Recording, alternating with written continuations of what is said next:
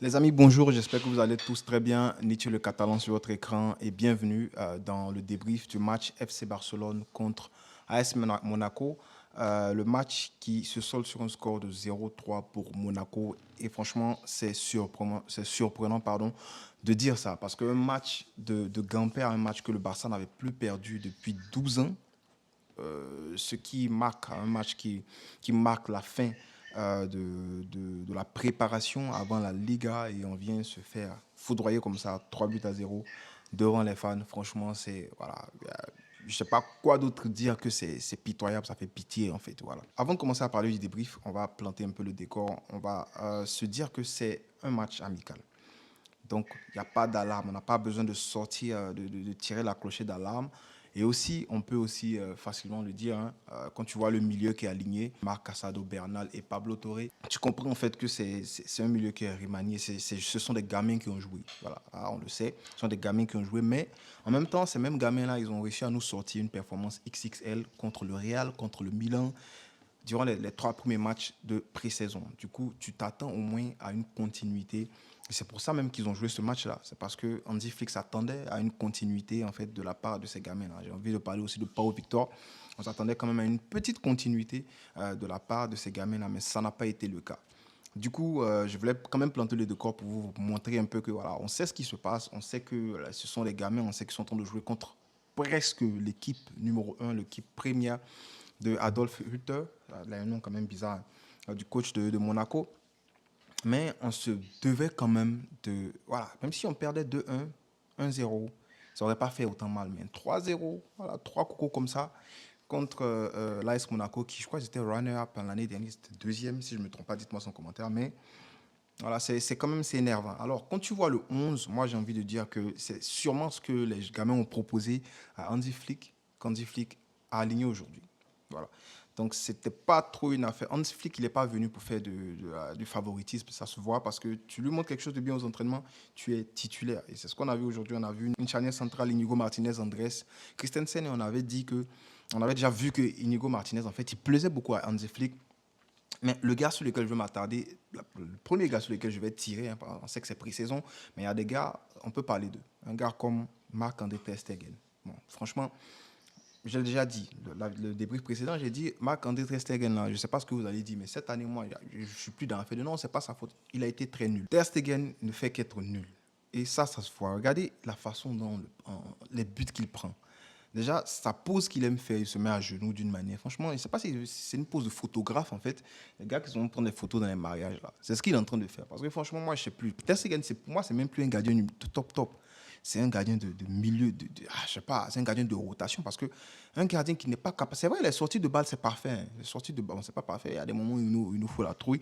Mais un gardien, on a besoin de lui sur les 1 contre 1, sur les contres, sur les arrêts, pas possible. Il le faisait, hein. Il le faisait il y a 2 3 ans de cela.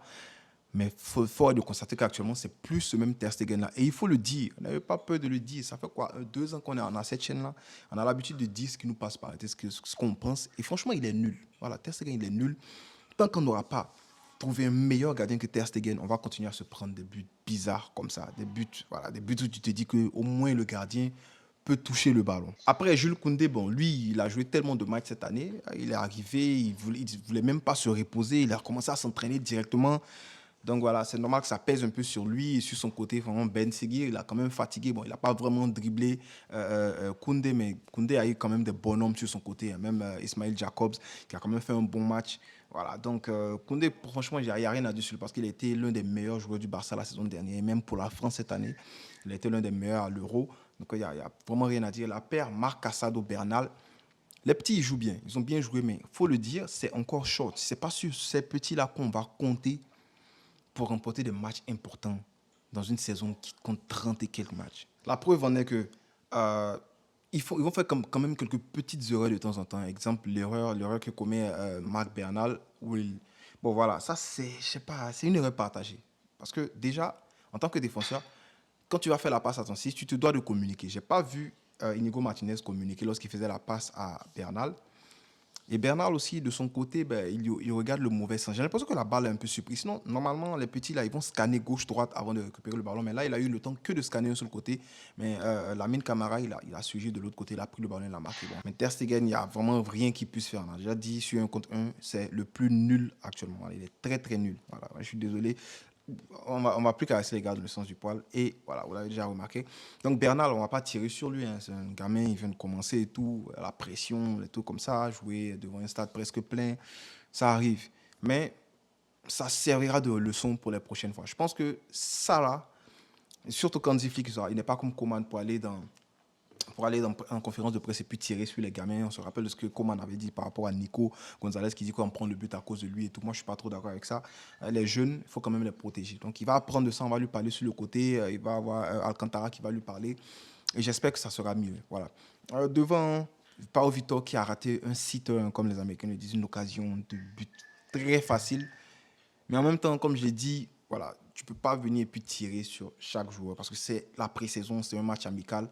Mais avant de dire ça, il faut que je termine avec un gars comme Lewandowski. Franchement, pour moi, Lewandowski, j'espère que c'est sa dernière saison avec le Barça parce que tu ne peux pas commencer une saison et me dire que Lewandowski, c'est le seul neuf que tu auras durant la saison. Non. C'est pour ça que quand j'entends, comment ça s'appelle, Laporte a sorti dire que on a une équipe compétitive, on va compter là-dessus. Je suis désolé, mais on n'a pas encore une équipe compétitive. Voilà. Andy Flick va essayer quand même de faire quelque chose.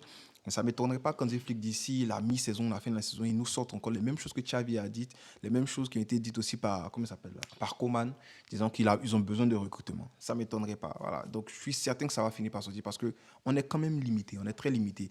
Et voilà, j'ai pas trop envie de tirer, j'ai pas envie de parler d'un Danzi Flick parce que c'est certain que quand tu vois le milieu qu'il a, quand tu vois l'équipe qu'il a sur le banc, il n'a même pas encore les joueurs avec qui il veut jouer. Je te parle de Olmo, je te parle de Gavi Pedri, je te parle de Arauro, Lamine Yamal qui joue quelques minutes.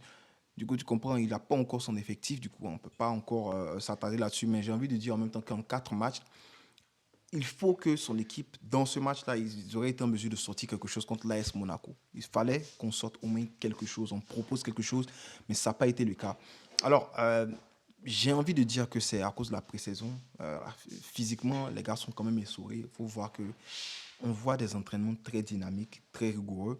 J'ai envie de dire que c'est à cause de ça, mais en même temps, tu as un match très important qui arrive le samedi contre Valencia. Tu peux pas, c'est ce genre d'excuses, tu peux pas donner. Il faut que tu partes à Mestalla et puis tu sortes une grosse performance. Du coup, j'espère que ça va les réveiller. Une petite douche froide au moins pour se réveiller. Et puis voilà, bon, moi, je n'ai pas envie de donner top et flop, mais si tu veux le faire, n'oublie pas de le faire en commentaire, en like, en partage, en commente. On finira jamais de le dire Visca, le Barça.